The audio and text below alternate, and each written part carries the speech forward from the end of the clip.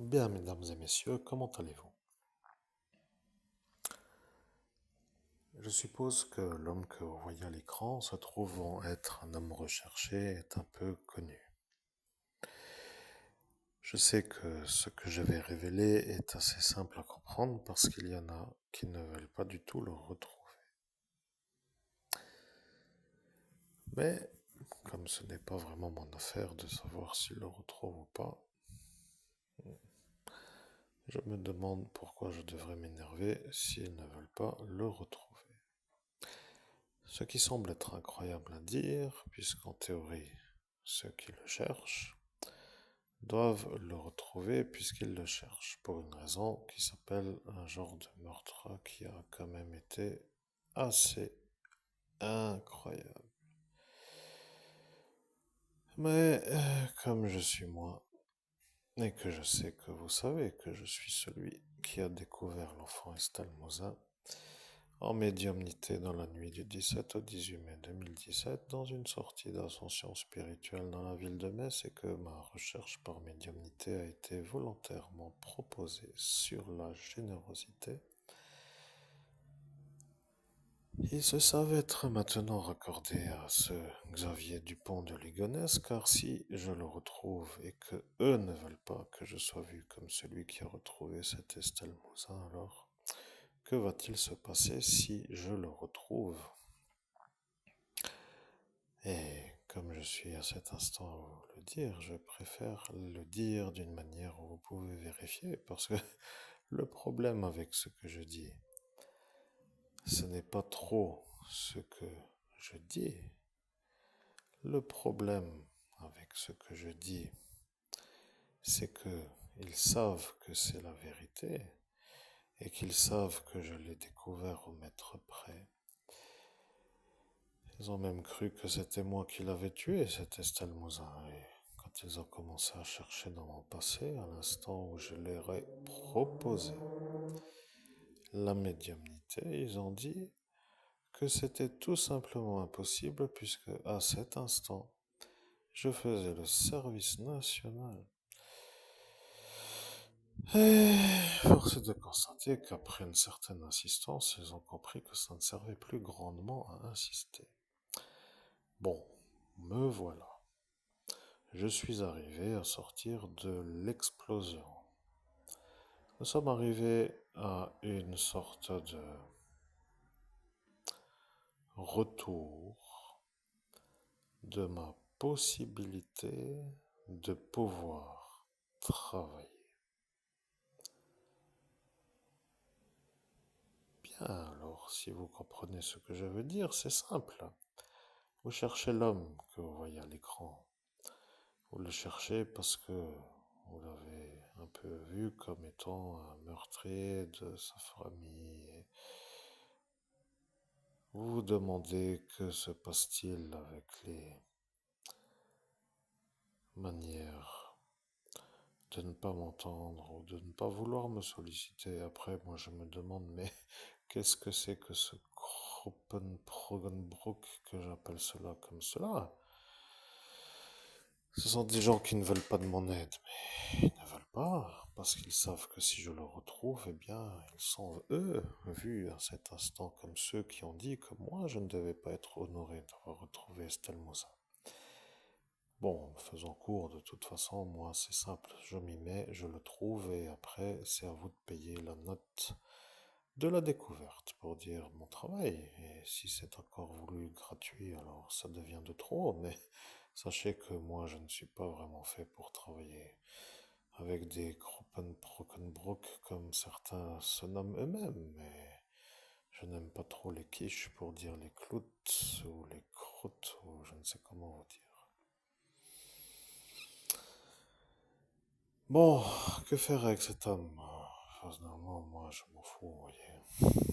Rien à faire. Mais je vais vous dire quand même que si vous comprenez ce que je dis, c'est que vous êtes déjà à comprendre que l'homme à l'écran n'est pas vraiment un homme que vous pourrez retrouver sans mon aide. Et je peux vous dire que vous n'allez jamais le retrouver sans mon aide. Et je suis sûr que ceci est vérité.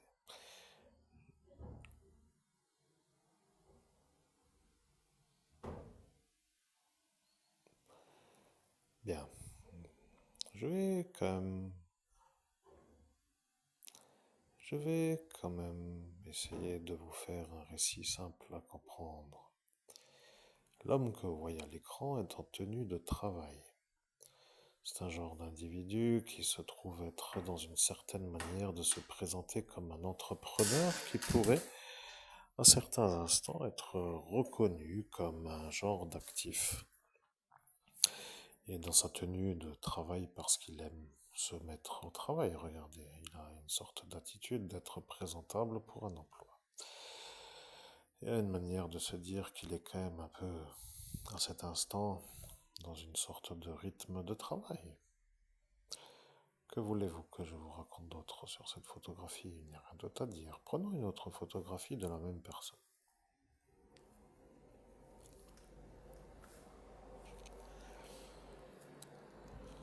Bien.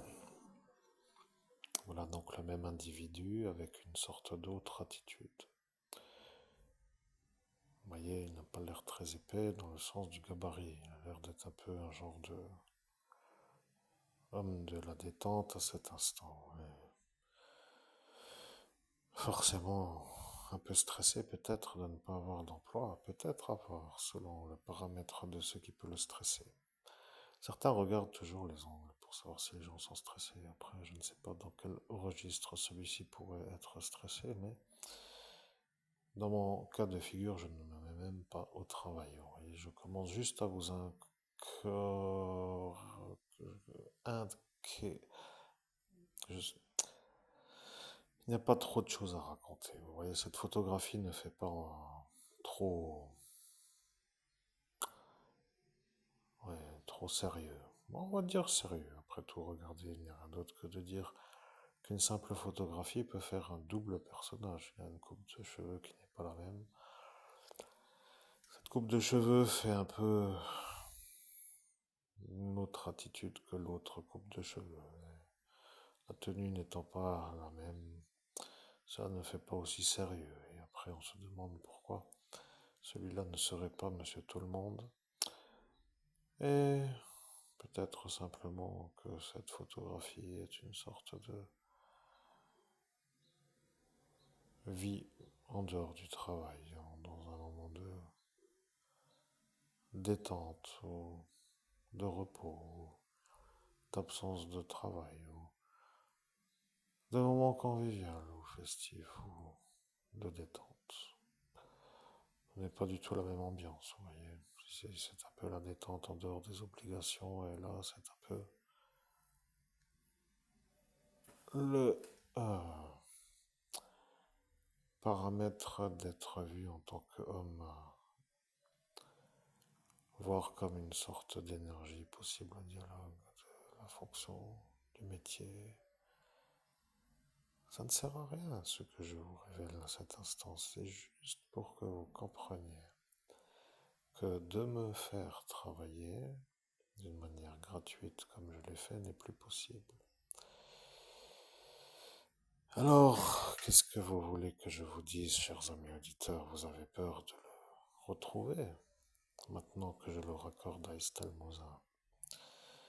Vous avez peur que je le retrouve, parce qu'en plus de cela, si je le retrouve, vous allez finir par dire que ce n'est pas à découvrir parce que c'est raccordé à ci, pour dire celle-ci. Que faire avec des gens comme vous? Je me pose bien la question. Je commence à me demander pourquoi je me fatiguerais sans que le chiffre pour la fatigue soit fourni avant de commencer à se fatiguer.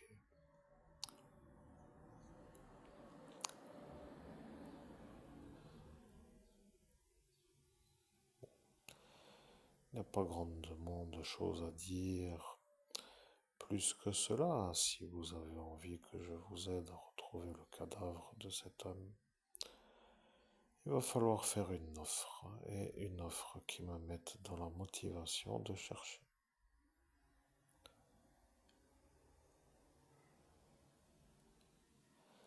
C'est tout. C'était juste une petite courte parenthèse pour dire qu'après chacun prendra ses disponibilités. Et que, au final, si toute l'affaire est encore à chercher après tout,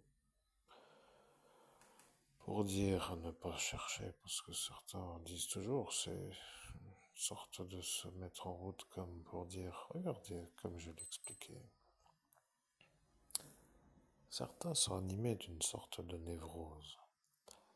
Quand ils se rendent compte qu'ils enquêtent et qu'ils arrivent à enquêter en faveur, je précise bien, d'un homme normal, pour dire qu'ils se reconnaîtront peut-être même dans d'autres régions, peut-être à voir.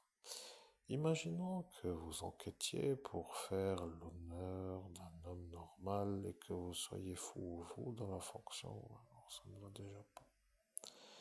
Si l'homme à aider est un homme hétérosexuel et que vous êtes homosexuel dans la fonction, alors ça ne va pas. Ce sont des genres de freins qui d'un coup se mettent en route, comme pour dire on touche le but, il suffit de finir et non. Après tout, ce n'est pas vraiment mon affaire, moi. Moi, je m'en fous complètement de cet homme, vous voyez. Tout simplement pour vous dire que si je le trouve, alors ça va être le problème. Mais vous aurez déjà l'occasion d'avoir le frein, mais comme je propose l'offre en échange d'un chiffrage, ce qui veut dire d'une proposition chiffrée, vous pourrez avoir mon aide, mais pas gratuitement pour que ce soit le frein qui me fasse à moi m'énerver. Merci, mesdames et messieurs, de comprendre que c'était juste une interlude et je vous dis à très bientôt pour une prochaine vidéo.